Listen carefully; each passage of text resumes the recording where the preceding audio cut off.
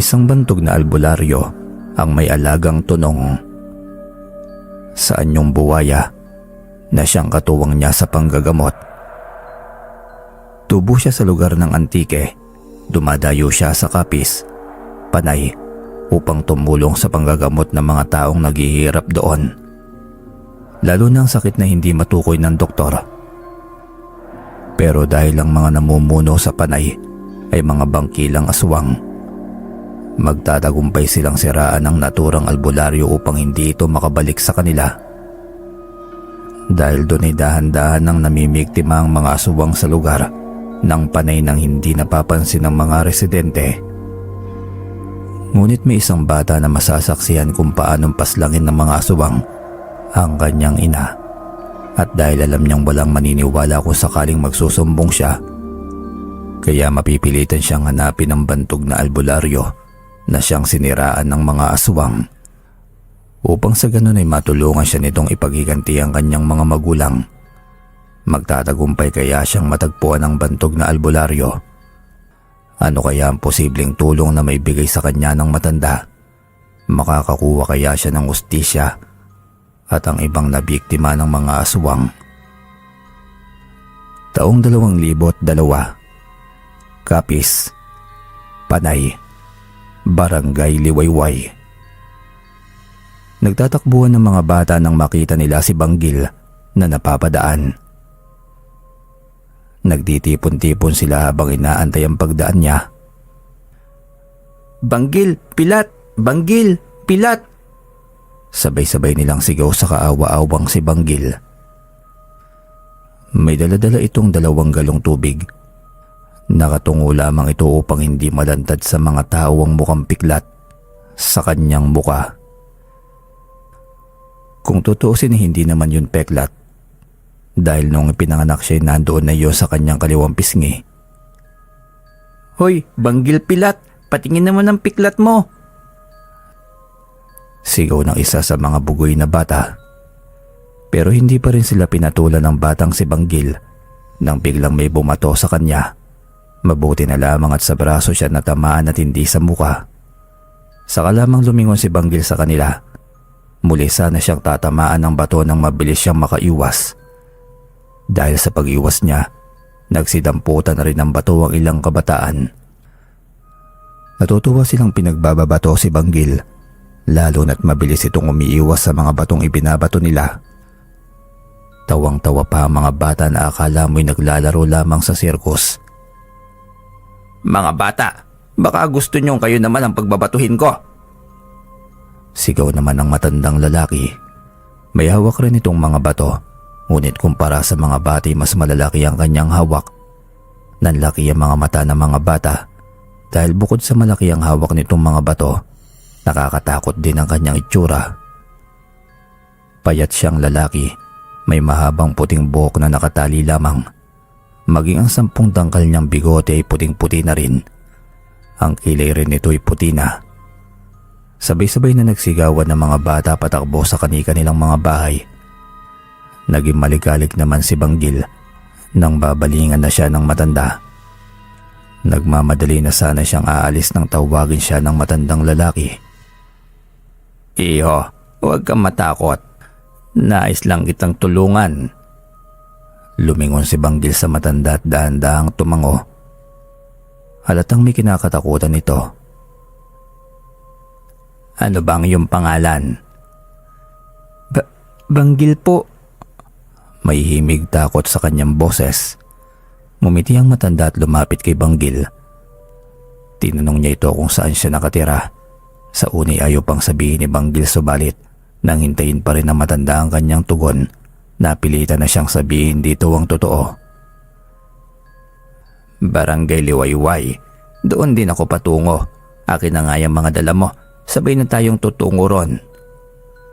Bagamat ayaw sanang magpatulong ni Banggil, ngunit hindi na niya napigilan ng matanda. Sa buong paglalakad nila ay hindi niya magawang tingnan ito na wari ba'y kinakatakutan. Kahit hindi naman nakakatakot ang matanda, nalaman na lamang ni Banggil na isa yung mangluluop nang makita niya na pumunta ang matanda sa isa sa kapitbahay nila. May matinding karamdaman ang nakatira sa bahay na pinuntahan ng matanda. Ilang araw rin ang matanda roon pero hindi nakikita ni Banggil na lumalabas iyon. Nakikita na lamang niya ang anak ng may sakit na may daladalang mga dahon-dahon at kung ano-ano pang mga halaman na sa inuhan niya ay halamang gamot na gagamitin sa pangluluop. Sa tuwing inuutusan siya ng kanyang ina na manguha ng panggatong o gulay-gulay sa may bukid, dumadaan talaga siya sa bahay ng kapitbahay. Pero lumalayo siya. Dahil hindi pa man siya nakakalapit sa kapitbahay nila, may nakikita na siyang kakaiba. Ang akala niya nung unay namamalikmata lamang siya. Ngunit natanto ni Banggil na hindi pala. Kaya simula na makumpirma niya yon, ay hindi na siya nagdaraan sa kanilang kapitbahay. Hanggang isang araw, nakita na lamang niya na palabas ang matanda sa bahay ng kanilang kapitbahay. Mabilis na nagtungo si Banggil mula sa pagkakasungaw sa bintana, pero sumilip pa rin siya mula sa maliit na butas para lamang makita ang matanda. Kuryoso kasi siya sa kung ano ang sumasama sa matanda na hindi nakikita ng iba. Nakikipag-usap ang matanda sa lalaking noon ay alam niyang may sakit. Nakakabangon na ito at nakakangiti na para bang walang sakit na dumapo sa kanya. Bagamat payat pa rin ito dulot ng kanyang pagkakasakit, subalit halata na malakas na talaga ito. Ngunit gano'n na lamang ang pagkalabog ng puso ni Banggil nang dumako ang tingin na matanda sa kanilang kubo ng paalis na ito. At ang masigit na takot pa niya ay parang nakikita siya nito sa butas. Hindi siya sigurado pero yun ang pakiramdam niya. Lalo na nang umiti ito. Napadapa talaga siya sa sahig habang malalalim na paghinga ang pinapakawalan niya. Lumapit sa kanya ang kanyang ina na may pag-aalala. Akala kasi nito ay napano na si Banggil. Tinanong niya kung ano ang nangyayari rito, pero ipinagkaila niya ang takot niya. Nagdahilan lamang ito na may sinisilip siya sa silungan kaya siya nakadapa. Magandang tanghali po. Nagulat si Banggil nang marinig ang pamilyar na boses. Kilala niya kung sino yon. Lumabas ang kanyang ina upang harapin ang kanilang bisita.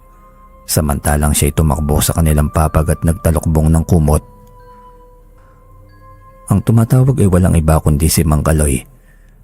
Yung matanda na kinatakutan ng mga bata na nambabato sa kanya. Yung payat na matandang lalaki na mahaba ang buhok na puting-puti na. Kinagabihan niya inapoy ng lagnat si Banggil. Nagtaka ang kanyang mga magulang kasi nakaraang buwan ay dumaan na sa lagnat ang anak nila. Alam kasi nila na sa isang taon, isang beses lamang itong nagkakalagnat. Isa pa'y masyadong mataas ang lagnat nito kumpara sa nakaraan. Nag-aalala ang kanyang mga magulang. Binasa nila ang kapirasong tela ng isang maligamgam na tubig at piniga iyon. Saka pinahid sa buong katawan ni Banggil sa pag-asang bumaba ang pag-aapoy ng kanyang katawan. Subalit walang nangyari. Kaya wala nang mapagpipilian pa ang kanyang ama kundi lumabas at tumingin ng tulong kay Kapitan Roque. Naghintay ang kanyang asawa na nooy naliligalig na sa dinaranas ni Banggil. Tay, uwi na po. Mamamatay po kayo. Nagdideliryong saad ni Banggil. Mariin pa rin itong nakapikit at nakapulupot ang kanyang katawan. Tinatawag siya ng kanyang ina subalit hindi na ulit nagsalita pa si Banggil. Ang naisip ng kanyang inay na nanaginip lamang ito. Sumungaw ang araw pero walang padre de pamilyang dumating. Medyo bumaba na rin ang lagnat ni Banggil kaya lumabas na ang ginang sa kanilang kubo upang sana ipagtanong kung may nakakita ba sa kanyang asawa. Ngunit gano'n na lamang ang panlulumo niya nang may dumating sa kanilang kubo upang ibalita sa kanya ang sinapit ng kanyang asawa. Hindi na naisip ng ginang na ihabilin ang kanyang anak dahil nawala na ito sa kanyang sarili. Mabilis siyang nagtungo sa kinaroroonan ng kanyang asawa. At gano'n na lamang ang pagkahulog ng kanyang puso. Nakita niya ang katawan ng kanyang asawa sa may palayan. Walang ulo at mga braso. Iisa na lamang din ang natitirang binti nito. Ngunit alam niyang ang asawa niya yon dahil sa damit na huling sinuot nito. Napaluhod ang ginang at napasigaw. Paanong ganoon ang sinapit ng kanyang asawa? Hindi naman lingid sa kaalaman nila na maraming nawawala sa kanilang lugar. Pero kapag may nawawala, hinding-hindi na ito matatagpuan pa. Pero iba ang kaso ng kanyang asawa dahil natagpuan itong gutay-gutay na. At dahil nakadapa ang kanyang asawa'y binaligtad nila ito. Ang kaninang sakit, hinagpis ay dumoble pa nang makitang maging ang laman loob nito'y limas na rin. Nahimati na siya't hindi na alam ang gagawin. Ang barangay na ang gumawa ng paraan para sa pagpapalibing kay Mang Jose. Hindi na napaglamayan ang bangkay dahil sa nangyari. Hindi na rin bumaba pa ang lagnat ni Banggil ni hindi siya maasikaso ng kanyang ina dahil nang magising ito'y naipalibing na ang kanyang asawa. Di na rin nagdaos ng lamay ang ginang dahil sa masakit na sinapit ng kanyang asawa. Di na rin ito alam ang gagawin kaya naman kinausap ni Kapitan Roque ang ginang lalo pat napapabayaan na nito si Banggil. Nagbigay ito ng tulong sa mag-ina. Kaya kahit mahirap, kinakailangang pilitin ng ginang ang sarili na magpatuloy. Dahil sa nangyari kay Mang Jose, inanunsyo ng kapitan na gawa mismo iyon ng mga terorista. Sila rin ang rason kung bakit basta-basta na lamang may nawawalang residente sa Panay. Kaya lahat ay pinag-iingat. Bagaman may mga agam-agam na hindi lamang basta terorista ang may gawa nun. Dahil hindi naman makatao ang pagpaslang ay sinarili na lamang nila yon. Muling dumating si Mang Kaloy sa barangay Liwayway. May pasyente na naman kasi siya ron. Kinausap ng ginang ang matanda nang dumaan ito sa kanilang bahay. Kailan ba siya unang nagkalagnat? Tanong ni Mang Kaloy. Sinabi ng ginang na nagkalagnat ito nang huling mag-usap sila. Humingi ng tawad ang ginang sa matanda. Matapos hindi nito sundin ang babala niya na huwag lalabas sa gabi. Kahit anong mangyari dahil may hindi magandang mangyayari. Hindi lamang pala silang pinuntahan ng matanda. Maging ang ibang bahay din pala. Magagayon pa man ay nakiusap ang matanda na papasukin siya sa kanilang kubo. Napailing na lamang ang matanda nang makita si Banggil na parabang nakikipag-agawan ito ng kaluluwa sa kanyang sundo. Nag-orasyon ang matanda habang sinasalat ang noon nito. Pagkatapos ay hinipan niya ito mula ulo hanggang paa. Nagulat ang ginang na makitang dahan-dahang kumakalma ang kanyang anak hanggang sa makatulog ito ng mahimbing. Pagkagising niya, sabihin mo sa kanya na kapag dumating ang panahon na maipit siya sa sitwasyon, pakihanap ako sa antike. Hindi ito paalala. Ito ay bilin ko sa iyo. Kaya wag na wag mong kakalimutan. Saad ng matanda sa ginang. Sinundan ng tingin ni Aling Dolor ang matanda na papaalis na. Bagamat medyo nagtataka siya sa sinabi ng matanda, tinandaan ito ang kanyang mga habilin. Nay, nasaan na po si tatay? Tanong ni Banggil nang magising ito. Lagi po siya nasa panaginip ko, humihingi ng tulong. Natatakot po ako kasi parang pinagkakaguluhan siya ng halimaw. Inosenteng paglalahad pa ni Banggil. At dahil naghahanda ng lugaw para sa anak si Aling Dolor, naitago nito ang pagpatak ng kanyang mga luwa. Naninikip na rin kasi ang kanyang dibdib dahil walang kamali-mali ang anak sa nangyari sa kanyang ama. Halos 1 linggo na rin kasing nagdideleryo si Banggil. Muling tinawag ni Banggil ang ina nang hindi ito tumutugon. Anak, kumain ka na muna. May pupuntahan pa ako. Saad ni Aling Dolor. Nagtaka man si Banggil ngunit sumunod na lamang ito. Naisip niya na baka nasa trabaho lamang ang kanyang ama. Pero lumipas sa mga araw na hindi na niya nakita ang kanyang ama. Hindi na rin siya pinapalabas ng kanyang ina. Kung noon ay panay-utos ito sa kanya, ngayon ay kulang na lamang na ikulong siya sa kanyang kubo. Nay, nasaan na po ba si tatay? 1 linggo ko na po siyang hindi nakikita. Isa pa po, wala na po akong ginawa dito sa bahay. Pwede ba anak, tumigil ka muna sa kakatanong. Pagod ako. Wala ka namang kaibigan para makipaglaro sa labas eh. Bulyaw ng kanyang ina. Nagulat si Banggil sa inasta ng kanyang ina. Dahil alam niya kung gaano kalumanay at kakalmado ang ina niya sa pakikipag-usap. Hindi naman siya nasasaktan sa pagsabi nito na wala siyang kalaro. Napaisip lamang siya dahil simula nang magkasakit siya, para bang may mga nangyaring hindi niya alam. Nanahimik na lamang siya at nag-obserba. Sa tuwing iniiwanan siya ng kanyang inay, sumisilip siya sa bintana. Ngunit isang araw ay nakakita siya ng maraming tao na para bang may pinapalaya sa kanilang baryo, at dahil nagkakagulo nga, mabilis niyang isinara ang bintana at sumilip sa butas. Nakita niya ang matandang manggagamot na tumatakbo. Hinahabol siya ng taong bayan. Mas lalo tuloy siyang nakuryoso kung ano nga bang nangyayari sa kanilang bayan. Anong kasalanan ng matanda? Bakit nila ito hinahabol? Habilin pa naman sa kanya ng kanyang ina na hanapin ito kapag dumating ang panahon na naipit siya sa sitwasyon. Isa pa na sa pag-oobserba niya, wala na yung nakikita niyang sumusunod dito. Sinabi niya sa kanyang inang nakita niya nang makauwi ito, ngunit walang imik ang kanyang ina. Mas lalo tuloy siyang naguguluhan sa nangyayari. Kaya naisipan niyang lumabas minsan kapag nakaalis ang kanyang ina. Madami siyang katanungan na ayaw sagutin nito. Nag-iiba na rin ang kilos ng kanilang mga kababaryo. Nang makalabas siya sa kanilang kubo, sakto naman na natanawan niya ang pamilyang ginamot ng matanda na may daladalang mga gamit. Nasa hinuha niya ay nagwewelga. Sinundan niya ng tingin ng mga yon. Mukha rin mga balisa ang mga ito dahil palinga-linga sila, kaya nagtago siya sa mga halamanan. Hindi niya alam kung ano ba talaga ang nangyayari. Ibang-iba na rin ang aura ng kanilang baryo. Para bang may mabigat na enerhiyang nakapulupot sa buong baryo na siyang nagpapabigat ng kanilang damdamin. Nagtuloy siya sa pag-oobserba hanggang sa makakita siya ng mga tao na may pinagkakaguluhan. Palihim siyang lumapit doon at nang narinig niya ang mga tao na sinasabi, isa na naman ang nabiktima ng mga terorista. Ika-10 biktima na raw iyon. Nakita ni Banggil ang kanyang ina kasama si Kapitan Roque na tila ba malapit sila sa isa't isa. Bago pa man mapansin ng kanyang ina na naroroon siya, tumakbo na siya pauwi sa kanila.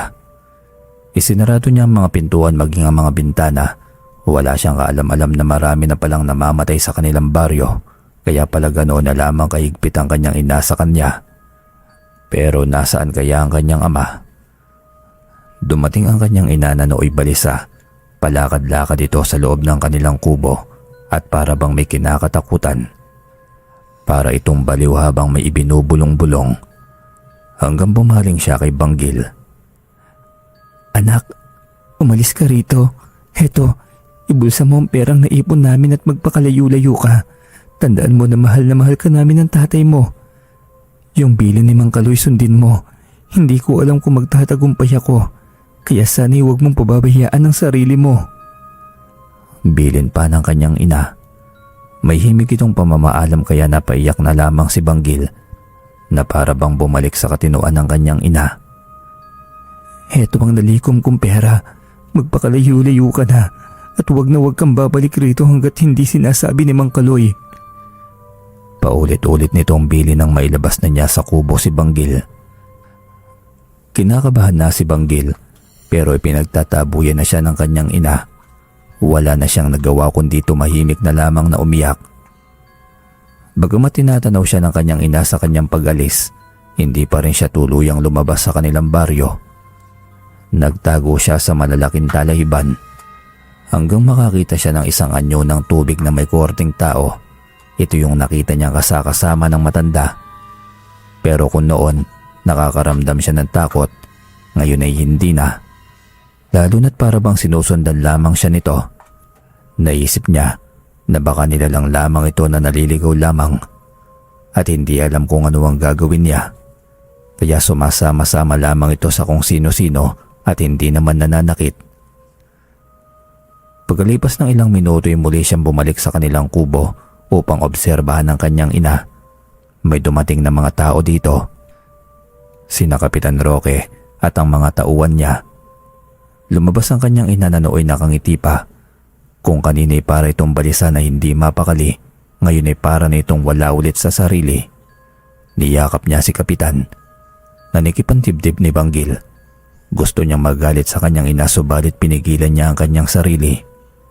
Bawat isa ay may daladalang sulo. Sumunod rin si Banggil. Habang naglalakad sila napansin niya ang kanyang ina na may pag-aalalang lumingon sa likod. Mukhang sinisiguro nito na wala na ang kanyang anak. Napagtanto ni Banggil na nagpapanggap lamang ang kanyang ina sa harapan ni na Kapitan. Ngunit bakit? Ano ang rason? Marami siyang katanungan na hindi niya masagot.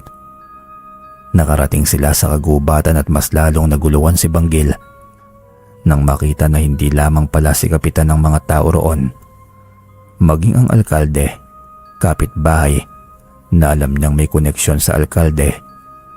At ang hindi niya mawari ay kung bakit nakasuot ang alkalde na si Vicente ng robang kulay itim. Napaisip ang 13 anyos na binatilyong si Banggil kung kulto ba ang mga ito. Pinapalibutan nila ang malaking apoy na para bang nagpupulong sila. Lalapit na sana si Banggil upang mas malinaw ang pakikinig niya sa pag-uusap, subalit parang may pumipigil naman sa kanya. Kakaiba ang puwersang pumipigil sa kanya. Naisip niya na dulot iyon siguro ng mga kulto. Pero ang kanyang ina, ano ang nangyari sa kanya? Mahal na pinuno, nandito na ang pinakamamahal kong si Dolor. Pakilala ni Kapitan Roque sa alkaldeng itago na lamang natin sa pangalang Vicente. Salamat sa kusang pagsama mo rito, lalo na't sa maluwag mong pagtanggap sa lahi naming mga bangkilan. Ang kagaya mo'y dapat na ginagantimpalaan mula sa totoo nating Panginoon. Pagharap ng alkalde kay Aling Dolor. Ikinagagal akong mapabilang sa inyo. Ang aking asawi inyo nang nakuha, kaya maging ang aking sarili iaali ko ng kusa. Tumawang alkalde sa narinig. Naguluhan naman si Dolor sa inasta ng pinunong aswang. Parang himig ng pag-uuyam yon. Mukhang iba yata ang ipinarating sa iyo ng kapatid kong kapitan. Napalingon si Aling Dolor sa kapitan na kinarelasyon niya. Paumanhin, Dolor, pero dugo lamang ng lahi ng alkalde ang maaaring maging malakas dito. Kaya hindi ka maaaring maging bangkilan. Kagaya namin, kami lamang ang maghahari sa kapis at panay. Paliwanag ng kapitan habang nakangisi dahil mukhang nalinlang niya nga ang babae. Kung ganun, bakit mo ako dinala rito? Bakit hindi niyo ako pinaslang agad, kagaya ng ginawa niyo sa aking asawa? Simple lamang, Dolor, para maging ali ka sa aming bathala. Tugon na lamang ni Kapitan Roque. Nagtawa na ng mga asubang na nakapalibot sa kanila. Natutop ni Banggil ang kanyang bibig. Maiiyak na siya pero naghahalo ang takot at panginginig niya. Dahil nga sa bata pa siya, ay alam niyang wala siyang magiging laban sa mga yon. Nagpatuloy ang tawanan hanggang sa si Dolor naman ang tumawa. Akala nyo naman nandito ako para maging alipin ninyo. Sa dami nyo, inakala nyo ako ang naloko nyo. Muling tumawa si Dolor. Umangil ang mga aswang na maglabas ng asin ng ginang sa kanyang bulsa.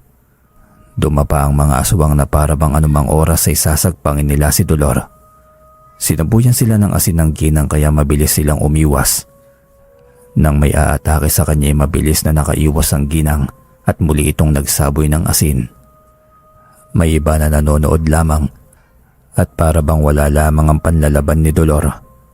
Hanggang sa maubos yung asin niya, kaya inilabas na niya ang buntot ng pagi.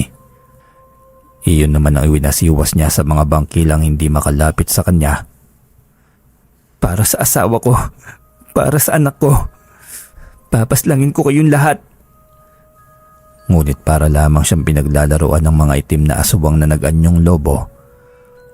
Walang nasugatan ng ginang sa kanila. Umiiyak na si Banggil pero hindi niya kayang lumapit sa kanyang ina. Nang mapagod ang ginang ay bumagal na ang pagkilos nito dahilan para masagpang siya ni Kapitan Roque. Napapikit na lamang si Banggil. Ayaw niyang makakita o makita kung paano nilalantakan ng kanyang ina.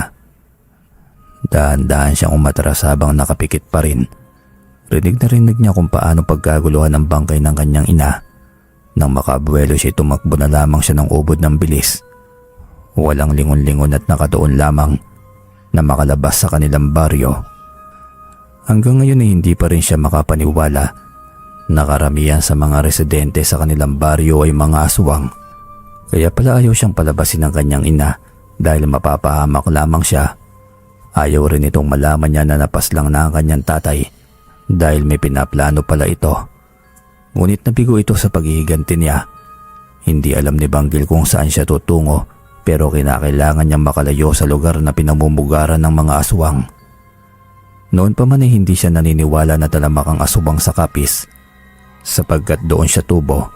Ni minsan ay hindi siya nakasaksi ng aswang sa kanilang bayan, lalo na sa kanilang baryo.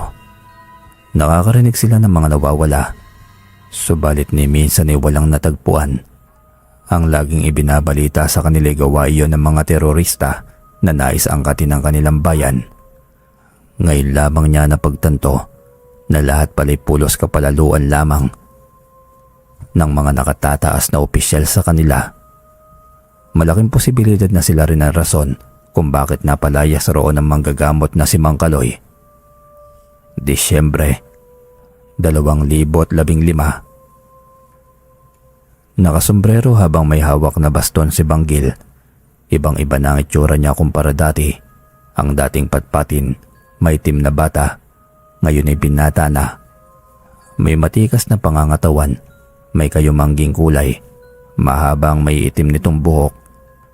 Maging ang bigote nito'y malulusog at makakapal na siyang tumatakip sa kanyang maliit na pilat na nagsisimbolong anak ni Mang Jose at Aling Dolor. Ngunit may nakakaalala pa ba sa batang may pilat? Ang batang walang gustong makipagkaibigan, ang batang ninakawan ng mga magulang. Naglakad-lakad si Banggil sa magagandang lugar sa Capiz. Bagamat marami nang nagbago, subalit hindi ang katotohanan na nandoon pa rin ang mga salarin na pumaslang sa kanyang mga magulang. Mas dumami rin ang mga tao roon. Lalo na't malapit na ang kapistahan, bawat sulok na magagandang lugar ay may mga kumbukuhan ng larawan. Naisip niya, kung noon ay may ganoong teknolohiya, magagawa kaya niyang ipakita sa buong mundo kung anong klaseng halimaw ang namumugad sa kanilang bayan. Tila ba nawiwilik ang pagmasdan ng lugar namin Saad ni Julio na nooy sinasalubong si Banggil. Siyang itinuro ng namatay na si Mang Kaloy na maaari niyang tuluyan sa Capiz. Nasabihan na rin kasi nito si Julio na tutuloy sa kanya si Banggil. Pinaniwala nila itong pamangkin niyang binata upang walang makaalam na tubo siya roon. Matalik kasing kaibigan ni Mang Kaloy ang pamilya Luyan. Oo kapatid, paano mo nalaman na ako ang pamangkin ni Mang Kaloy? Tumawa si Julio. Paanong hindi kita makikilala base sa paglalarawan ni Mang Kaloy? Madali ka lang matandaan. Bihira lang ang ganyang pormahan ngayon. Saad naman ni Julio. Pagak na napatawa na lamang si Banggil. Bagamat ngayon lamang sila nagkakilala, subalit nagkapalagayan na sila agad ng loob. Sa isla ng Panay nakatira si Julio. Habang nakasakay sila sa barko'y seryosong nakamasid sa dagat si Banggil. Malalim ang iniisip kaya hindi na siya pinakialaman pa ni Julio. Naisip niya na siguro gusto lamang namnamin ng mga mata nito ang kagandahan ng dagat at isla. Sa kanilang pagdating, masaya ang mga tao. Pero kung bago lamang si Banggil, siguro iisipin niya na normal lamang ang lahat. Pero nang makita niya ang dating kapitan, hindi niya maiwasang mayabukos ang kanyang kamao. Datapwat, pinananatili niyang normal ang kanyang postura. Ipinakilala ni Julio si Banggil sa dating kapitan na si Kapitan Roque dahil parang hindi pa rin natatapos ang termino nito sapagkat ang apo naman nito ang nakapwesto.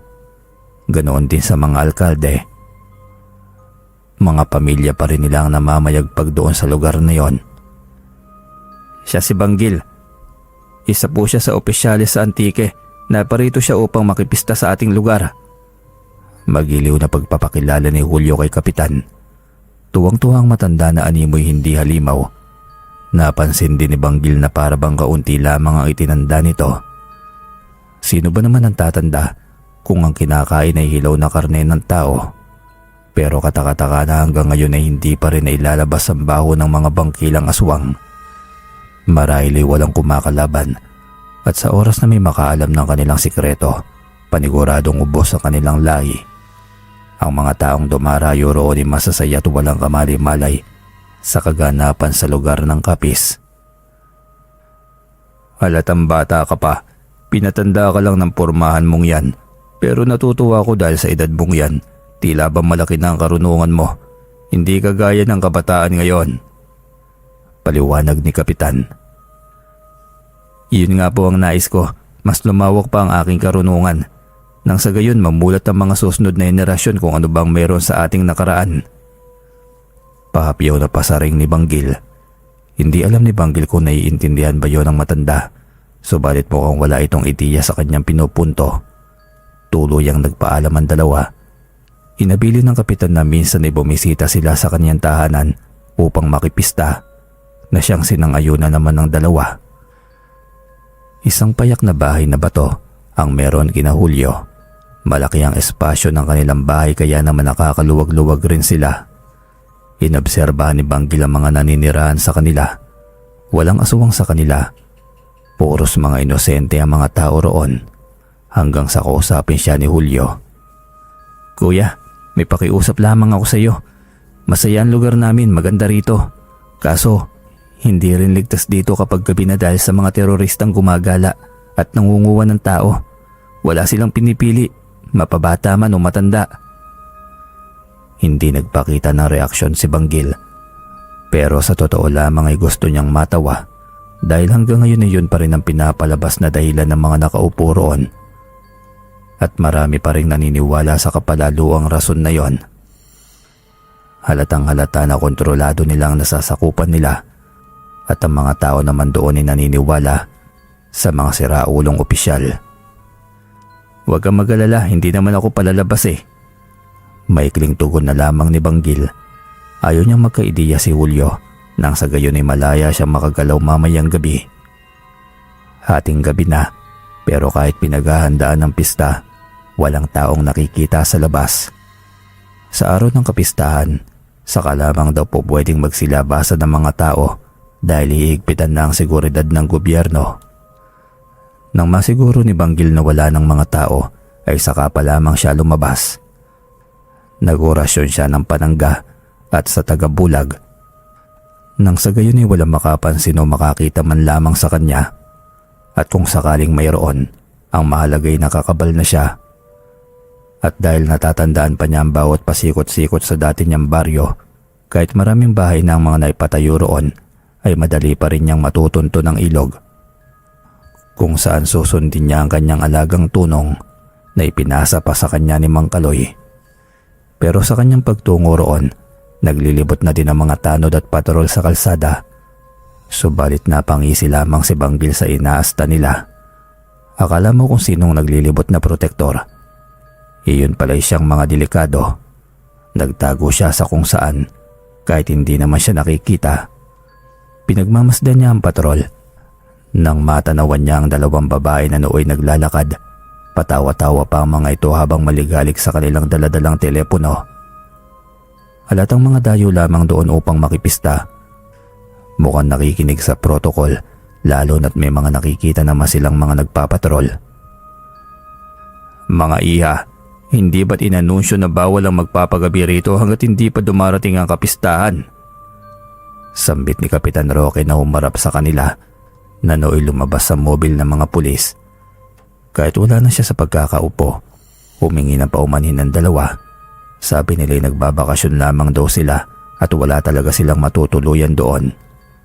Naghahanap sila ng marerentahan pero lahat ay nagsipunuan. Tumingin sa driver at tanod si Kapitan Roque. Sabay tumango. Kung gayon ay hahanap namin kayo ng matutuluyan. Masyadong delikado rito. Dahil sa mga terorista, baka mapagdiskitahan pa kayo. Pag-aaya ni Kapitan. Kita sa mukha ng dalawang dalaga ang tuwa, kaya naman sumama na lamang sila. Napangisi si Kapitan Roque nang walang pag-aalinlangang sumama ang dalawa. Napailing na lamang si Banggil. Alam kasi niyang sinadya ng mga nirerentahang hotel ang sabihin na punuan na para may ilan na mapilitang maghanap sa gabi. At iyon ang bibiktimahin ng mauutak na bangkilan. Nang makalarga na ang service patrol ay siya namang tuloy ni Banggil sa ilog. Kinakailangan niyang masundo ang kanyang alaga upang masundan sina kapitan. Ipinangako niya sa kanyang sarili na wala na ulit mabibiktima ang mga nilalang na yon. Uunti-untiin niyang maubos ang mga yon. Nang makarating siya sa ilog ay hinawakan niya ang likas na tubig saka nag-orasyon. May gumalaw naman sa kailaliman ng tubig. Palapit ito sa kanya. Isang malaking buwaya na may mapupulang mga mata. Hinaplos ni Banggil ang kanyang uso. Panahon na para tapusin ang pagkontrol ng lahi ng alkalde sa lupang aking tinubuan. Bulong ni Banggil sa kanyang alaga. Naglaho ang tunong na buwaya at napalitan ito ng kohorteng tao na hindi makita. Saan yung tubig? Siya kasi ang napili ng alaga ni Mang Kaloy. Simula nang una silang nagkita dahil alam ng tunong na yon kung gaano kabuting bata si Banggil. Bagamat duwag noon pero lumaki naman itong mabangis. Hindi siya nag-aksaya ng panahon at nagtungo sa kinaroroonan ni na Kapitan Roque. Dahil nakabisado nito ang amoy ni Kapitan Roque noong makipagkamay ito sa kanya. Hindi na siya nag-aksaya ng oras at sinundan si na Kapitan. Nagkatingin na ng dalawang dalaga nang dalhin sila ng kapitan sa estasyon ng kapulisan. Nagtanong sila kung bakit doon sila dinala. Sinabi ko naman sa inyo na bawal magpagabi rito. Kaya heto, hinanapan namin kayo na matutuluyan ninyo hanggat hindi pa dumarating ang araw ng kapistahan. Uwi ka ni Kapitan Roque. Naghawak kamay ang dalawang dalaga. Kinakabahan na sila dahil hindi ito karaniwan sa kanila. Salamat at may nadala kayo rito. May espasyo na ang huling Bartolina. Saad ng kapulisan. Bakit naman kami babartolinahin? Naihintatakutang tanong ng isa sa mga dalaga. Nagngisihan ng mga taong naroon. Para sa mga taong hindi marunong makinig. Ngayon, kayo'y magiging alay sa araw ng kapistahan. Sagot ng kapulisan. Napailing-iling ang dalawa at kalaunan ay nagmakaawa. Mamili kayo. Kakainin namin kayo o magpapabartolina kayo. Sambit ni Kapitan Roque. Pagkatapos ay walang pagdadalawang isip itong nagbagong anyo. Humaba ang uso nito. Lumabas ang matutulis nitong pangil. Pagkatapos ay nagsilabasan rin ang kanyang maiitim na balahibo. Nagmistulang malaking itim na aso ito na may mapupulang mata. Mas lalo tuloy lumakas ang tili ng dalawang dalaga, ngunit imbis na maalarma ang mga kapulisan ay nagsitawanan pa sila. Iwan niyo ang isang ito. Ipanglalaman si Kumura ko lamang. Ang batang-batang isang yan. Ang isa sa magiging alay natin sa ating bathala. Tiyak na matutuwa ang ating alkalde. Ikaw lang ba ang kakain yan? Apila ng isang bantay.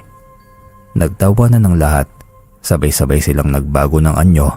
Pero bago pa nila masagpang ang kanilang biktima ay bigla na lamang umusok ang kanilang mga katawan. Umungol ang mga bangkilan. Nagkagulo dahil inuulan sila ng tubig na may asin. Sinong panghasang gumawa nito? Asik ng isa sa mga bantay. Lahat ay napalabas sa estasyon. Dahil hindi lamang pala sa tanggapan ito inuulan ng tubig ng asin. Lahat ay nag-abang sa bubungan. Subalit wala silang nakita. Naiwan ang mga biktima nila. Samantalang winasak ni Banggil ang bintana sa tanggapan ng huwad na general. Natagpuan niya roon ang dalawang biktima na nooy tila wala sa sarili dahil sa sobrang pagkabigla. Halina kayo kung gusto niyo pa makalabas ng buhay sa lugar na ito. Hikayat ni Banggil sa dalawa. Nang mapagtanto ng dalawa na may magliligtas na sa kanila, ay saka pa lamang sila bumalik sa wisyo. Muli silang dumaan sa bintana at dahil nga may sa tagabulag sila, ay walang nakakita sa kanila nang sumakay sila sa malaking alaga ni Banggil. Nang matapos ang pagulan ng tubig asin, ay saka pa lamang nila binalikan ng dalawa nilang pagkain sa loob. Ang iba'y naglibot sa tanggapan, maging ang taas ng bubungan na inakyat nila pero walang bakas ng kalaban ang nakita nila roon. Hindi na rin nila matagpuan ang dalawang babae na nadakip nila. Galit na galit ang mga aswang. Hindi sila makapaniwala na sa unang pagkakataon may nakatakas na biktima nila. Kaya naman napasigaw sa galit ang general. "Hanapin niyo ang dalawang yon. Hindi po pwedeng makalabas ang dalawang yon sa bayang ito." Utos ng general sa mga tauhan niya. Ayaw kasi nilang umabot sa alkalde ang kanilang problema at paniguradong magagalit ito. Parang naririnig na nila kung paano sabihin ito kung gaano sila kalampa at natakasan pa sila ng dalawa lamang na babae. Pero hindi rin naman makakaila na may tumulong sa dalawa. Ang malaking katanungan ay kung sino. "Lumayo na kayo sa lugar na ito at wag na wag kayong babalik rito. Humingi na rin kayo ng pangontra sa kakilala niyong manggagamot nang sa gayon ay hindi kayo masundan ng mga aswang. Ikalat niyo kung sino o ano ang mga namumuno sa bayang to nang mabuksan ng mga mata ng media kaugnay sa mga nawawalang residente sa lugar na ito." Habilin ni Banggil sa dalawang dalaga. Tumango ang dalawang babae. Nagpasalamat ang dalawa ni hindi na nga nila naitanong ang pangalan nito dahil sa pagmamadaling makaalis sa islang yon. Hinayaan ni Banggil ang alaga niya na ihatid ang dalawang dalaga. Pagkatapos ay bumalik na siya sa bahay ni na Julio. Kinabukasan ni maagang nagising ang mga tao. Maging si Banggil ay nagkakape na rin habang nasa labas ng Teresa. Samantala si Julio ay nagpunta sa ilang kamag-anak upang manghiram ng gagamiting dekorasyon sa kanilang bahay. "May mga nawawalang babae na naman kagabi. Nagpagabi tapos hindi na matagpuan. Pinaghahanap ngayon. May iba talaga na ayaw makinig sa babala. Lalo ng mga dayong yan." Balita pa ni Julio. Wala namang naging reaksyon ng pamilya nito na parabang normal na senaryo lamang yon para sa kanila. Paulit-ulit na walang bago. At ang salarin, terorista. Mga teroristang ni minsan ay walang aktual na footage kung saan sila nagkakampo. Kaya hindi maintindihan ni Banggil kung paanong pinaniniwalaan ng mga residente ron ang kanilang mga pinuno. Para silang mga tanga na madaling malansi o baka may alam sila pero wala lamang silang imik upang hindi sila mapagdiskitahan. Ano't ano man ang rason, hindi magbabago ang kanyang hangarin na ubusin ang lahi ng mga bangkilan. Sa mansyon ng alkalde, masaya nilang dinaraos ang kanilang pananghalian. Nakita kasi dito ang larawan ng dalawang babae na napabalitang nawawala.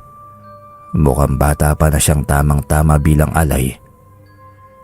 "Sa bakas papa, may nahuli na rin silang medyo presko. Kung bakit kasi bawal nang manguha ng tao sa lugar natin eh." Saad ni Donato sa kanyang ama. Bagamat siya na ang alkalde dahil sa pagtatapos ng termino ng kanyang ama, maging ang mga tiyuhin niya, pero ang ama pa rin niyang nagmamando sa lahat. Iba ang panahon ngayon sa noon. Nagkasundo na ang lahat na wala tayong bibiktimahin dito. Maano na lamang kung bagong salta rito para magtuloy-tuloy ang pamumuno natin. Paliwanag ng kanyang ama. Huminga ng malalim si Donato. Nasa hapagkainan na sila at inihahain na ng mga katulong ang iba't ibang putahe ng karning tao na matagal nang nakaimbak. Naparolyo ng mata si Donato. "Ay nako, butya na naman to. Ang masaklap kinakailangan pang painitan ng tubig. Tayo nga namumuno sa lugar na to, hindi naman tayo makakain ng sariwang karne." Reklamo pa ni Donato. "Reklamo ka ng reklamo. Kung kumakain ka sana ng hayop, edi sana hindi natin kailangan mangangkat ng bangkay sa punerarya." Asik pa ng kanyang ama. Naiinis na rin kasi ito sa kakareklamo ng anak. Paulit-ulit na lamang. "Sa istasyon na lamang ako pupunta. Marami-rami namang nabihag doon. Kaya pwede akong kumain kahit isa lang." Tumayo na ito upang lumabas na. "Huwag mo akong kakalimutang dalhan na." Bili naman ng kanyang ama. Napangisi si Donato, ngunit gano'n na lamang ang galit niya nang hanapin niya ang nahuli nila kagabi. "Pasensya na pinsan, talagang nawala po yon dahil nakauwi na sila." Pagdadahilan na lamang ng general. "Anong nakauwi? Base sa hotel na pinagtanungan nila, naghahanap ang dalawa ng matutuluyan noong gabi. Ibig sabihin, May nakakalabas pala ditong mga dayo tuwing gabi. Hindi ba't ipinagbabawal natin yon? Nakataas ang kilay na pangangastigo ni Donato. Naghahalo ang galit niya at gutom. Tapos heto, may nakawala pa silang pagkain na sana nila. Huminga ng malalim si Donato. Naparito ako upang makakain ng preskong karne. Saad na lamang niya. Bahala na ang kanyang ama na manermon sa kanila dahil sa kapalpakang ginawa ng general.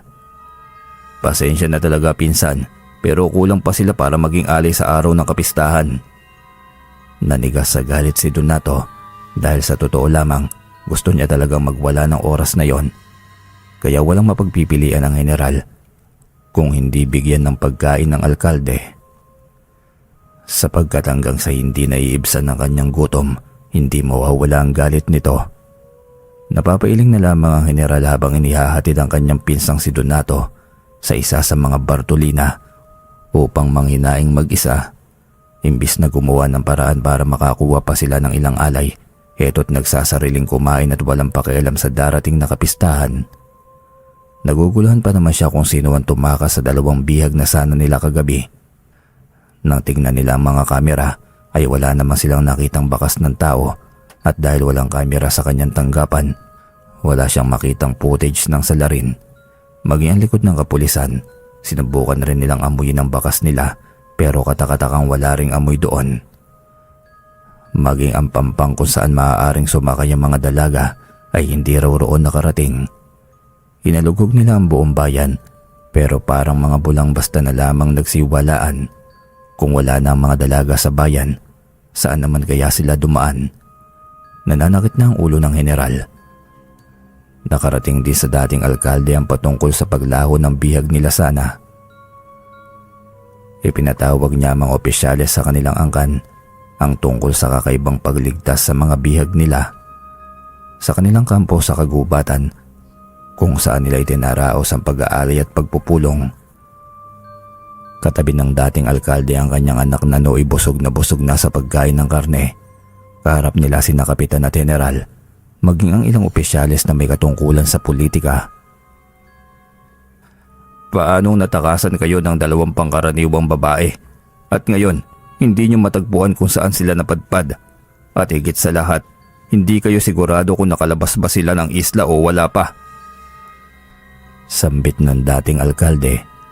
Yumuko sina kapitan at general at humingi ng paumanin sa kanilang kapalpakan. Sinabi ng general na ang hinala niya na may ibang nilalang na nakapasok sa kanila. Bukod sa hindi nila ito maamoy, hindi rin nila nakita ang nagligtas sa 2. Napakamot na lamang sa ulo ang dating alkalde. Sinasabi niyo ba na may mas malakas pa sa kagaya natin? Kailangan masugpo ang mga yan sa lalong madaling panahon. Utos ng dating alkalde. Si kapitan ang maghahanap ng 5 idadagdag na alay dahil 8 na lamang ang natitira sa Bartolina. Ngunit imbis na 5 lamang ay naging 6 pa dahil nabawasan nga ni Donato. Kahit naiinis si kapitan ay hindi ito nagpapahalata, habang ang general naman ang maghahanap sa nangahas na kumalaban sa kanila. Bagamat hindi nila matukoy kung anong klase ng nilalangan na nakaengkwentro nila, pero susubukan pa rin nilang mapuksa ito bago pa man makapanalasa sa kanila at mabulugar ang kanilang lahi sa buong kapis. Lalo na't sa panahon ngayon ay umuusbong na social media. Malamig ang simoy ng hangin, madilim na ang buong kapaligiran, ngunit nagliliwanag ang buwan na malapit nang mabuo ang pagkabilog nito. Maraming bituin ang nagigislapan, napakapayapa. Pasensya ka na Kuya Banggil, pero kailangan na nating takpan ng kurtina. Kahit kasi nakasarado at nakakandado na ang bintana, kinakailangan na nating takpan yan para makaiwas sa terorista. Saad ni Julio. Gustong magmura ni Banggil dahil sa narinig na naman niya ang salitang yon. Habang nakahiga siya, naaalala niya ang buhay niya sa baryo de Wayway. Bagamat nakarating na siya sa kanyang bayang tinubuan, subalit hindi pa rin siya nakakarating sa lugar kung saan nakatirik ang dati nilang kubo. Hindi maiwasan ng binata ang mapaluwa dahil sa pag-alala sa kanila, at ngayon nakabalik na siya, mas natatakot pa siyang makita ang dating buhay niya kasama ang kanyang pamilya noon. Tumulo na ang kanyang luha. Kung ang iba'y sobrang saya dahil magpipista na, siya naman ay naghahanda kung paano niya patutumbayin isa-isa ang mga kalaban. Sa pangalawang gabi ay muling lumabas si Banggil. "Wala na ba sila doon?" tanong ni Banggil sa kanyang alaga. Sumenyas naman ito ng oo kaya nagtungo na siya ron. At dahil kampante ang mga kalaban na walang nakakaalam ng kanilang kampo sa gubat, kaya mahihinang bantay lamang ang itinilaga nila roon. Nagkantada na rin si Banggil ng krus nang makita ang kampo ng mga aswang. Napatigil pa siya at nagtungo sa mga damuhan. Hindi pa naman siya nakakalipat, pero muling bumalik sa kanyang alaala ang patungkol sa pagpaslang sa kanyang ina sa lugar na yon. Napakuyom siya ng kamao habang nagtatagis ang kanyang mga bagang. "Magbabayad lahat ng lumapastangan sa inyo, Nay. Tay, hindi ko hahayaan na magtagumpay ang kasamaan." Panggigigil niyang bulong. Ni katiting na memorya ay hindi nawala sa kanyang utak. Sariwang-sariwa pa ang mga nangyari noong una niyang masaksiyan ng nangyari sa kanyang ina. Kahit 13 taon na ang lumipas, tumingin siya sa taas ng kapunuan. May nagbabantay doon. Kailangang hindi marinig ng mga kasamahan nito ang pag-atake niyang isa-isa, nang sa gayon ay hindi makarating sa mga kalaban ang pagwasak niya sa kanilang bathala. Sinulyapan niya ang kanyang alaga na nasa anyong tubig. Nagkatanguan sila na wari na iintindihan nito kung ano ang iniisip ni Banggil. Kinaumagahan, dismayado ang kapitan dahil wala man lamang silang nahuling dayo. Siguro kusa na rin silang nagtatago dahil na rin siguro sa nangyayaring pagkawala ng 2 dayo. Napahinga ng malalim ang kapitan habang kasama ang mga tanod nito. "Mabuti pa noong unang panahon, ang dali lang manguha ng alay. Kahit buwan-buwan pa, pwedeng kumain ng tao." Reklamo pa ng kapitan habang nakikipag-inuman. Tumango naman ang kanyang mga tanod pagkatapos ay ibinagsak niya ang isang bote ng alak. "Hindi ito maaari. Kailangan nating makakuha kaagad ng maaari nating maging alay. Sa ayaw at sa gusto ni Alkalde, kukuha ko ng tao sa atin." Pinal na desisyon ni kapitan. Pagod na kasi siya sa kakaisip ng paraan kung paano makapanguhuli ng tao. Kung tutuusin ay sila ang namumuno noon pa. Kaya ano pa ba ang rason para matakot siyang kumuha ng tao sa kanila? Kahit may mga tama ng alak ay lumakad na sila. Mas maraming tao sa umaga kaya walang makakapansin sa gagawin nila. Masaya namang naghahanda ng mga gagamitin sa kapistahan sina Julio. Ang kanyang mga magulang ay magkakatay ng karne nang biglang matumba ang kanyang ama. Halos hindi ito makagalaw at hindi magawang kontrolin ang kanyang katawan. Para itong nangingisay na hindi maintindihan. May lumalabas ring puting bula sa kanyang bibig. Humingi naman sila ng tulong. Mabuti na lamang at naroon si Banggil. Sinubukan niyang siyasatin ang palapulsuhan nito. Pagkatapos ay pinakuha ni Banggil ng tubig si Julio. Niretwalan niya yon pagkatapos ay pinainom sa ama ni Julio. Matapos yun ay pinaghihilot niya ang mga braso, binti, gamit ang daladala niyang lana. Sa isang iglap ay biglang bumalik sa dati ang kanyang ama. Nakatayo ito ng matuwid na para bang walang nangyari. "Grabe, ang galing mo. Paano mo nagawa yun?" Hindi makapaniwalang tanong ni Julio. "Hindi yan dapat ang itanong mo. Bakit ito nangyari sa ama mo? Panigurado, hindi lang siyang makakaranas nito." Makahulog ang saad pa ni Banggil. Bagamat hindi maintindihan ni Julio ang sinasabi nito, pero nagpasalamat pa rin sila sa nagawa niya. May ilan silang kamag-anak na dumating sa kanila. Nagkakasiyahan dahil sa nakapagluto na rin sila ng ilang pulutan para sa mga dumarating na bisita sa kanila. Pero hindi naglaon ay may sabay-sabay na humandusay at kagaya ng nangyari sa ama ni Julio, may lumalabas na puting bula sa kanilang mga bibig. Kahit wala naman silang sakit na epilepsy. Tinawag ni Julio si Banggil na nooy nagmamasid sa labas at kagaya ng ginawa nito sa ama ni Julio, iyon din ang ginawa ni Banggil sa kanila. Hindi naman nila pwedeng isisi sa kung ano mang nakain nila kina Julio kasi ang ibang inatake ng ganoong kaso ay hindi nakakain. Nagulat ang lahat sa ipinamalas na panggagamot ni Banggil. "Maghintay muna kayo rito, may gagawin muna ako." Paalam ni Banggil. Pagkatapos ay nagkulong na ito sa kwarto. Kinausap ng mga kaanak nila si Julio kung sino ba si Banggil, kaya sinabi niya na galing pa ito sa Antique. Pamangkin ni Mang Kaloy, ang matalik na kaibigan ng kanyang ama.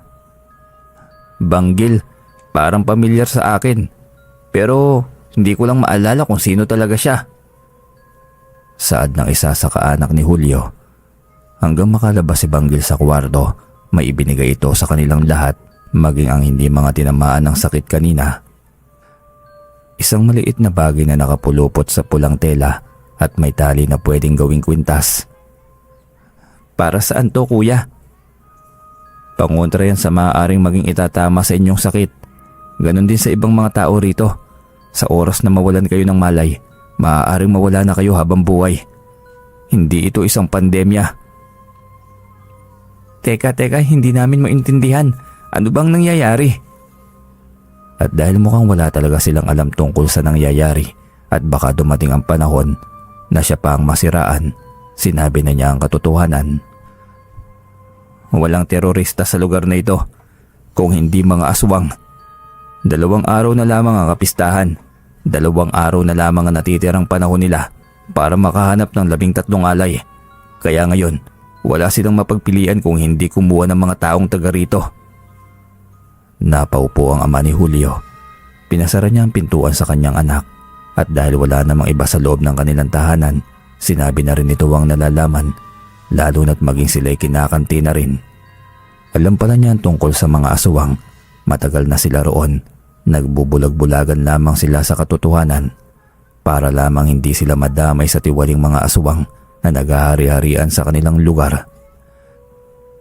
Kung palagi may nagpapatrol gabi-gabi na mga tanod at kapulisan, bakit pa may mga nawawala at hindi na iniimbestigahan ng mga kapulisan?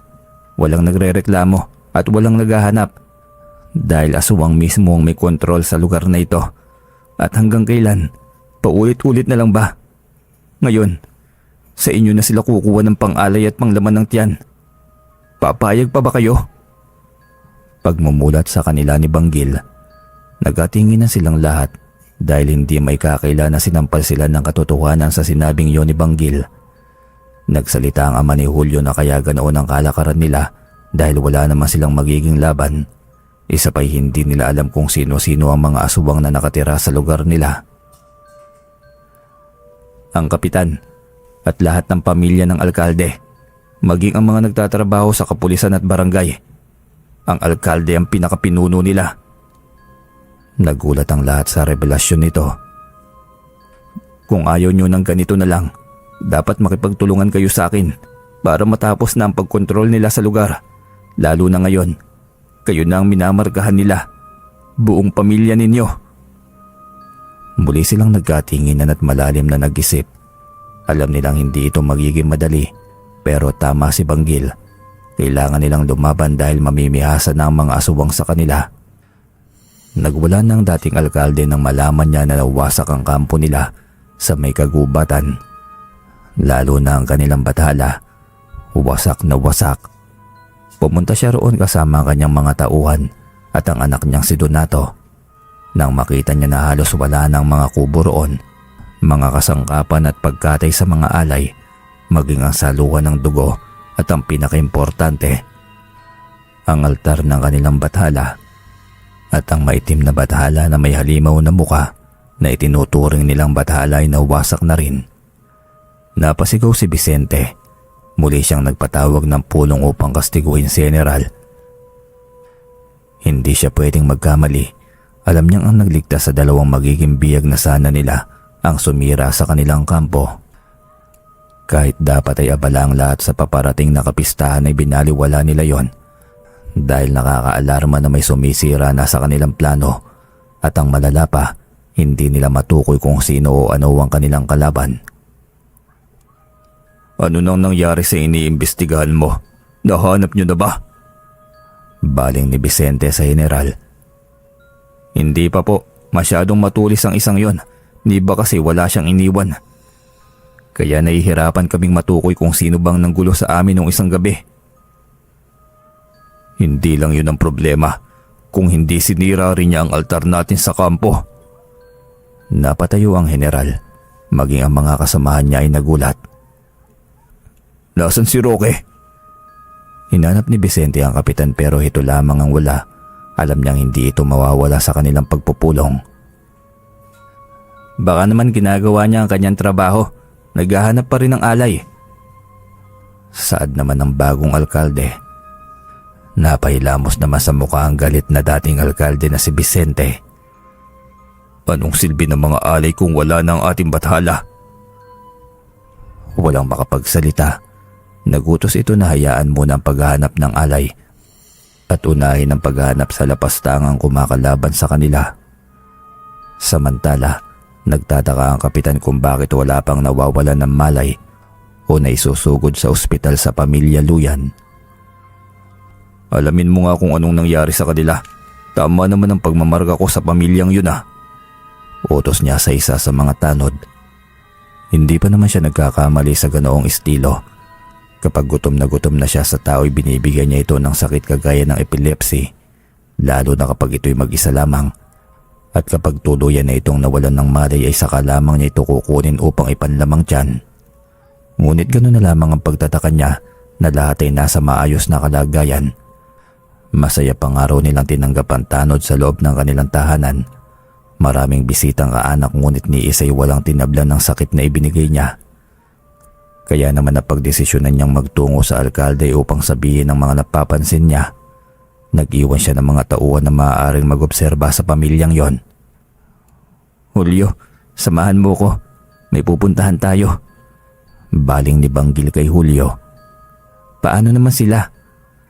Turo ni Julio sa pamilya at kamag-anak niya. "Marami ang ginawa kong pangontra. Kukuha kayo at ibigay niyo sa mga pamilya niyo. Hindi pwedeng nasa iisang lugar lamang tayo. Kung may mga kakilala pa kayo maaaring maging kaalyado natin, isama niyo na rin. Tandaan niyo, kaanak ni na kapitan, general at mga alkalde ang hindi niyo pwedeng kausapin." Lumapit ang ama ni Julio kay Banggil. Tinitigan siya nito na tila may ibig ipakiwari. "Mukhang may pinanghuhugutan ka, anak. Sana'y magtagumpay tayo sa pagkalaban natin sa kanila." Saad ng ama ni Julio. Tumango naman si Banggil pagkatapos ay lumisan na sila. Sa ilog, kinakabahan si Julio dahil malamig ang hangin kahit tirik na tirik ang araw. "Hindi ito ang dapat mong katakutan. Kung hindi ang mga aswang na walang awang pumapatay. Huwag ka sanang matakot kapag nakita mo ang alaga ko." Saad pa ni Banggil. Nagulat naman si Julio dahil wala pa naman siyang sinasabi kay Banggil. Pero nalaman na nito kung ano ang nararamdaman at iniisip niya. "Huwag na huwag kang tatakbo, maliwanag." Tumango si Julio at pinagmasdan lamang ang tinitignan ng kanyang kuya Banggil. Narinig niya itong nag-oorasyon at sa bawat pagbulong ni Banggil ay may tila gumagalaw sa ilog. Bumubula ang kalagitnaan ng ilog hanggang sa unti-unti may nakitang malaking bagay na papunta sa kanila. Nanayo ang balahibo ni Julio. Natakot si Julio sa isipin na baka ang nangunguha talaga ng tao ay si Banggil at pinapalabas lamang ng mga namumuno sa kanilang mga salarin para malinlang niya sila. Akmasa na siyang aatras nang hawakan siya ni Banggil sa kamay niya na nooy tapos na rin sa pag-uusal ng orasyon. "Ang mga magulang ko ay biktima ng mga aswang na hanggang ngayon ay nananatili sa pwesto. Kaya sana'y magtiwala kayo at matulungan niyo akong makamit ang hustisya." Walang emosyong saad ni Banggil. Tila naglaho ang lahat ng takot at pag-aalangan ni Julio nang marinig niya yon. Napahiya siya sa pag-aalinlangan niya kanina. Masyado niyang hinusgahan si Banggil nang wala sa oras. Pero nawala ang pag-aawa niya nang lumabas ang isang higanting buwaya na mas malaki pa sa 5 tao. Napatara siya pero mahigpit siyang hinawakan ni Banggil. "Yan ang alaga ko na siyang tutulong sa atin upang mapuksa ang mga namiminsala." Alanganing umiti si Julio sa kanya. Kahit sabihin pa ni Banggil na kakampi nila yon, hindi niya maiuwasang hindi matakot.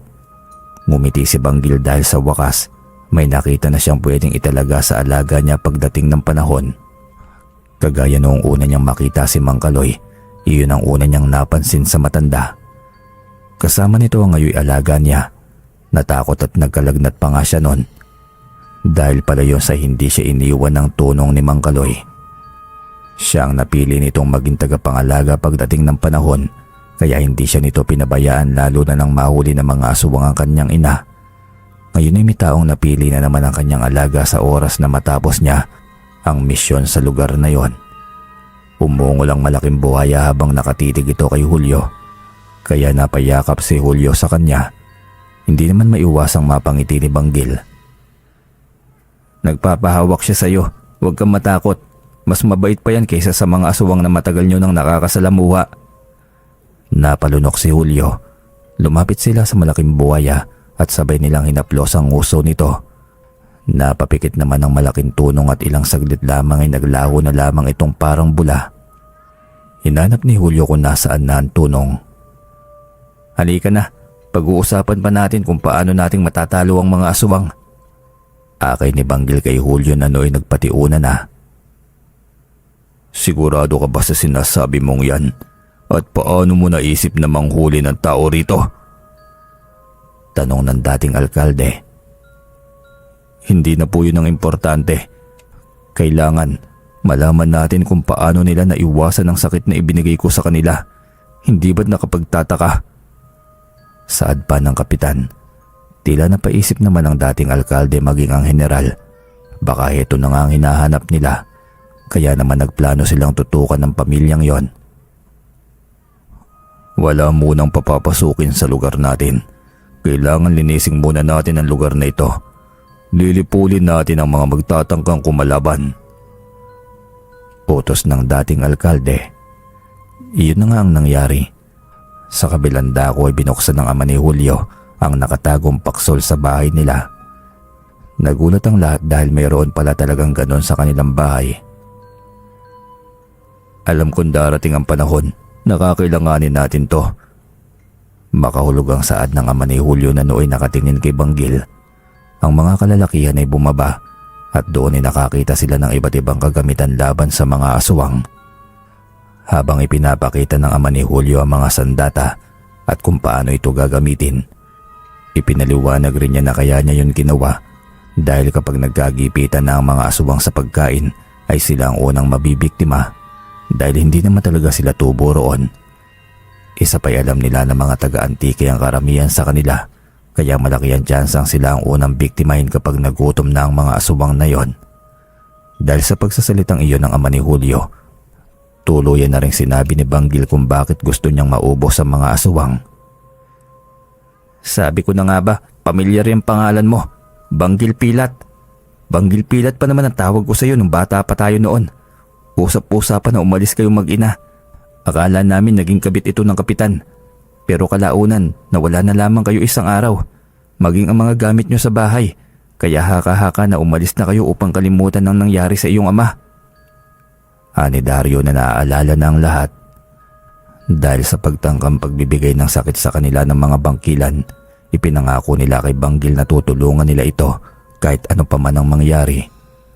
Hindi lamang ang sandata ang kinakailangan nilang paghandaan, maging ang mga makakatulong nila, kaya naman palihim na lumisan sina Banggil, Julio at Dario. Hindi sila pwedeng manatili roon at dahil isang ang magaling na manggagamot si Banggil, inilista ng ama ni Julio ang mga kakilala niyang may mga sakit na pwedeng magamot, lalo na yung matatanda na ron. Nang sa gayon ay mahikayat nila itong makiisa sa kanila. Bagamat alanganin pero susubukan pa rin nila ang mga posibleng paraan para makalaban nila ang mga bangkilan.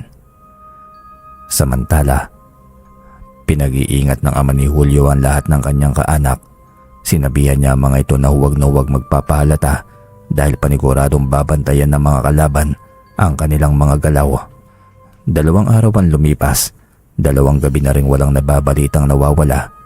Pinapakiramdaman ng pamilya ni Julio ang ganap sa paligid. Bagamat laging bumibisita sa kanila ang kapitan at kung ano-anong rason ang sinasabi, subalit alam na nila kung ano ang pakay nito sa kanila. Ngunit naging magiliw pa rin sila sa kapitan. Hindi pa rin kayo nagbabago. Manapay sumama kayo sa mansyon ni alkalde. May hihilingin daw siya sa inyo. Mukhang magpapasalamat ito sa inyo.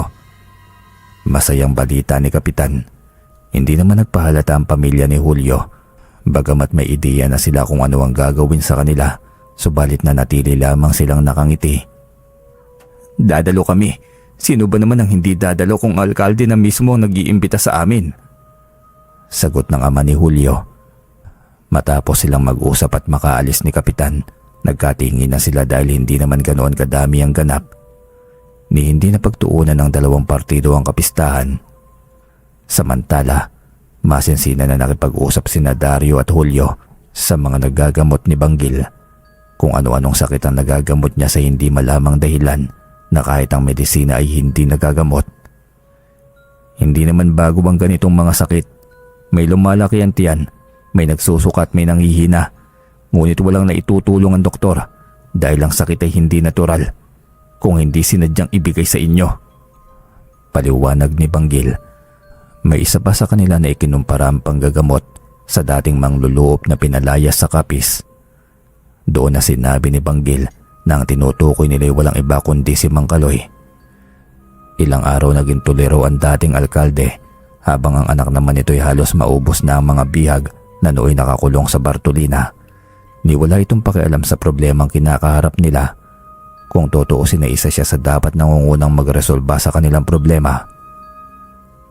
Ang sabi mo, wala ka nang maamoy sa mga binigyan mo ng sakit. Baling ni General sa Kapitan. Tama, wala na nga. Nakakapagtaka nga dahil hindi lamang ang pamilya nila ang binigyan ko ng sakit na hindi tinablan. Tugon ni Kapitan. Kung ganon, may albularyo na naman na gumugulo sa atin. Kagaya ng manggagamot na pinalayas natin sa lugar natin. 13 taon nang nakakalipas. Galit na saad ng dating alkalde. Inutos nito na sundan ng mga taong binigyan ng sakit ng kapitan. Pero natapos ang kapistahan at hindi nila matunto ng salarin. Hindi naman nila pwedeng kantiin ang mga gumaling dahil baka maalarma ang mga ito. Kaya wala silang magawa kung hindi magkaroon ng paglilinis sa isla. Kailangan ubusin lahat ng taong gumaling at nang sa gayon, lumabas na ang hinahanap nila. Ika-7 araw matapos ang kapistahan, masayang ipinahayag ng general na may ideya na sila kung sino ang albularyong pilit na pumipigil sa kanila. Matapos siyasatin ang mga taong nakapasok sa kanilang lugar, bago pa man mangyari ang paggaling ng mga tao, natagpuan nila ang isang lalaking kahinahinala na nanggaling pa sa Antique. Ang tanong, nasaan ang lalaking yan? Tanong ng dating alkalde na nauubusan na ng pasensya. Ayon sa mga gumamot sa kanila, nasa ilog daw ito namamalagi. Kapag natatapos siyang manggamot ay doon daw siya tumutuloy. Tugon ng general. Ihanda mo ang lahat ng lahi natin. Kailangan natin puntahan ng lalaking yan. Siyang gagawin nating alay sa sinira niyang bathala. Pagkatapos, saka natin sasakupin ang mga taong napagaling niya. Mariing utos ng dating alkalde. Maraming natuwa sa kanyang mga tauhan. Dahil sa wakas ay malaya na silang makakakain ng tao. Hinanap nila ang bagong alkalde pero natutulog na ito. Wala silang kaalam-alam na inubos na nito ang kanilang biyag. Kaya sinabi ng general sa dating alkalde ang ginawa nito. Mas lalo tuloy na dagdagan ng inis ni Vicente. Pinuntahan niya sa kwarto ang anak subalit wala roon ang lalaki. Ngunit may bakas ng tubig sa kanyang kwarto. Bukas rin ang kanyang bintana. Nagwala ang dating alkalde dahil sa pagkawala ng kanyang anak. Bagamat nalaman na nila kung saan naglulungga ang kalaban. Ngunit para silang susugod ng walang kasiguraduhan. Kinakabahan siya sa hindi niya malaman. Kinagabihan ay lahat nakahanda na sa pagsugod nila sa ilog. Nagmasid sila at pinalibutan yon. At hindi nga sila nabigo nang makita ang lalaking nakasuot ng robang itim. Nakaupo ito sa tabi ng ilog at pinagmamasdan ng tubig. Waring walang takot sa kung ano man ang mangyayari sa kanya. O baka mas tamang sabihin na inaasahan niyang darating sila. Lumabas ang general. Muli itong bumalik sa anyong tao. Hubot-hubad at wala ring saplot maging sa paanan nito. At sinong pangahas ka? Ang lakas ng loob mo na pasukin ang aming teritoryo. Kumpronta ng general. Tumayo ang lalaki na nooy may hawak palang lubid. Hindi niya pinansin ang general bagkus ay hinila niya ang lubid at doon ay napatras ang general nang makita kung sino ang nakatali doon. Na nooy kanina pa palang nakalublob sa ilalim ng ilog. Naibulalas niya ang pangalan ng kanilang bagong alkalde. Humarap sa kanya ang lalaking nakaroba at tinanggal ang sombrero nito. Ang dating mahabang balbas at mahabang buhok ay pinaiksi na. Tumambad ang pilat nito sa mukha. Ako lang naman ang anak ni Dolor. Nakakagulat ba? Kalmadong bungad ni Banggil sa kanila. Inangilan ng general si Banggil. Nagbago siya ng anyo at aatakihin na sana siya nang biglang hinato ni Banggil sa kanya ang bangkay ni Donato na nooy lasog-lasog na. Sa puntong naidikit sa kanya ang bangkay ay bigla siyang nangisay dahil may mga nakatusok palang mga bagakay sa katawan nito. Napamura na lamang ang general. Nagsilabasan ng malalaking asong itim, naglalaway at may mapupulang mga mata. Sinadya nilang ilabas ang pag-angil nila kay Banggil. Papaslangin kita! Sigaw naman ang dating alkalde nang makita ang anak niyang wala ng buhay. Ngunit dahil pinagandaan ni Banggil ang laban, inilabas niya ang kanyang buntot pagi na binuhusan ng binurong kalamansi at katas ng bawang. Isang hampas lamang niya sa pinunong si Vicente na puruhan na ito kaagad. Napaungol ito kaya naman nagsilabasan na rin ng iba pa. At dahil sa sandata nitong daladala, laban sa kanilang mga aswang ay gumamit na rin sila ng baril sa pag-asang matatamaan ito. Ngunit ganoon na lamang ang takot nila nang makita ang isang malaking tunong ng buwaya na lumitaw sa ilog. Nagkagulo ang mga bangkilan. Akala mo ba'y matatakot mo ako sa pagganyan mo lamang? Sigaw ng dating alkalde na nooy nag-usal na rin ng orasyon at sa ilang minuto lamang ay may lumabas na higanting ahas sa kagubatan.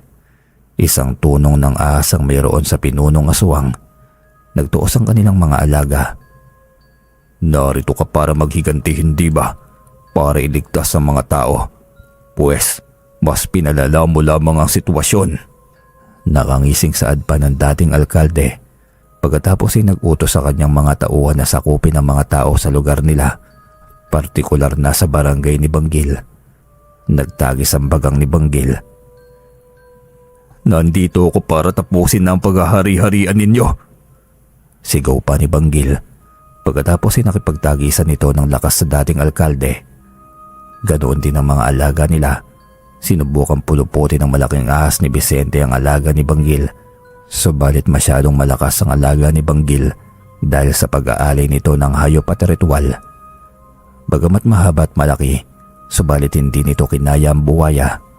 Nagkaroon ng lindol dahil sa paglalaban ng dalawang tunong hanggang sa kinagat ng buwaya ang ulo ng malaking ahas. Dahilan upang matalo niya ito. Kung sino-sino nga subang natatamaan ng nagwawalang buntot ng ahas, ngunit nagpatuloy ang pag-atake ng mga aswang kay Banggil. Nakagat nila sa braso ang mabangis na albularyo, subalit hindi yun inalintana ni Banggil. Dahil nasaksak pa niya ng pinatulis na bagakay ang kalaban na may halong banal na tubig. Pumusok ang likod ng umatake sa kanya, kaya nakawala si Banggil. Nangakama na sana siyang aatakihin naman ni Vicente, ay ang alagang tunong naman niya ang humarap sa kanya. Ngunit hindi naging madali para sa alaga ni Banggil na kalabanin ang dating alkalde. Naglabas ng punyal na gawa sa pangil ng isang kakaibang hayop ang ipinanlaban niya sa tunong. Hindi ako magiging pinuno kung ganun lamang ako kadaling kalabanin. Bulalas pa ng dating alkalde. Pagkatapos ay itinarak niya yun sa papasugod na buwaya. Napahiyaw sa sakit ang alagang tunong ni Banggil. Mabilis na itinumba ni Banggil ang mga nakaharap niya. Pinaghampas niya ang mga yon habang sinasabayan ng orasyon upang mapabilis ang kanyang kilos. Pagkatapos ay sa kanya hinampas si Vicente ng makapal na buntot pagi. Habang abala ito sa pagtarak ng punyal sa kanyang alaga. Nang mapayuko si Vicente ay inilabas naman niya ang kanyang baril na may balang tanso. Para sa ama kong walang awa niyong piniktima at sa nanay kong kinuha niyong panlaman ng tiyan, mabubulok kayo ngayon sa impyerno. Sigaw ni Banggil na nooy nang gigigil sa galit. Sunod-sunod niya itong pinaputukan ng baril Napaungol na lamang si Vicente nang sunod-sunod siyang tinamaan. Umagos ang itim nitong dugo mula sa butas ng maputukan at kalaunan ay nagsuko na rin ito ng dugo bago tuluyang nalagutan ng hininga. Ang mga alagad niya ay umataras nang makitang namatay ang kanilang pinuno. Samantalang nagkikisay na bumabalik ang alaga ni Banggil sa ilalim ng ilog. Awang-awa si Banggil sa alaga nito. Babalikan niya ito pero kailangan muna niyang unahin ang mga kasamahan niya na nooy alam niyang inaatake ng aswang. Nagtipon-tipon ang mga tao. May mga sundalo na ring dumating, mga helicopter na umaatake sa kapis. Ang taong bayan ay hindi rin nahirapan dahil naging alisto rin sila sa pag-atake ng mga bangkilan. Mukhang nakapag-report na ang mga dalagang natulungan ni Banggil kaya dumating sa tamang oras ang mga rescuer. Hindi kasi kagad sila sumugod dahil sinigurado nila kung totoo ba ang sumbong ng dalawang babae na anak pala ng mayayamang pamilya. Isa pa'y marami rin palang nagrereklamo dahil sa mga nawawalang kaanak ng mga dayo sa kanilang bayan. Namatay na rin sina Kapitan dahil hindi nila inasahan na naabangan na pala sila ng mga tao dahil mas marami na ang naging kakampi ni Banggil. Walang napuruan sa kanila na itago rin ng mga babae, bata't matatanda kaya walang nabiktima ang mga nilalang. Nang mapagtanto ni Banggil na ligtas na ang lahat ay saka naman siya umalis. Isang buwan ang lumipas. Nasaan na kaya siya, Tay? Wala na si Mang Kaloy kaya wala rin tayong mapagtanungan tungkol sa kanya. Saad ni Julio habang nakatanaw sa ilog. Pagkatapos nilang mapatalsik ang mga aswang sa kanilang bayan ay hindi na rin nila natagpuan pa si Banggil. Huminga ng malalim ang kanyang ama. Kapag nagmamay-ari ka ng tunong, dalawa lamang ang maaaring mangyari. Kapag namatay ang amo, maaaring maipasa ang alaga nito sa iba. Ibang usapan naman kapag namatay na ang tunong dahil mamamatay na rin ang nagmamay-ari nito.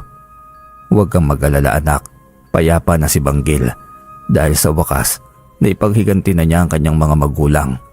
Hindi lamang niya naipaghiganti ang mga magulang niya, kung hindi natulungan rin ng mabangis na albularyong yun ang bayan natin mula sa pang-aalipin ng mga bangkilan. Nasa mabuting kamay na siya ngayon. Sa ngayon, ang tanging magagawa natin ay tularan ng ginawa niyang kabutihan. Paliwanag ng kanyang ama, sabay tapik sa balikat ni Julio. Bali hanggang dito na lamang po ang kwento. Maraming salamat po sa inyo. Kung ako naman po yung tatanungin tungkol sa kwentong ito, ang masasabi ko lamang ay totoo man o hindi yung kwento. Sana po'y napasaya po tayo o may natutunan tayo sa kwentong ito. Yun lamang po. Maraming salamat.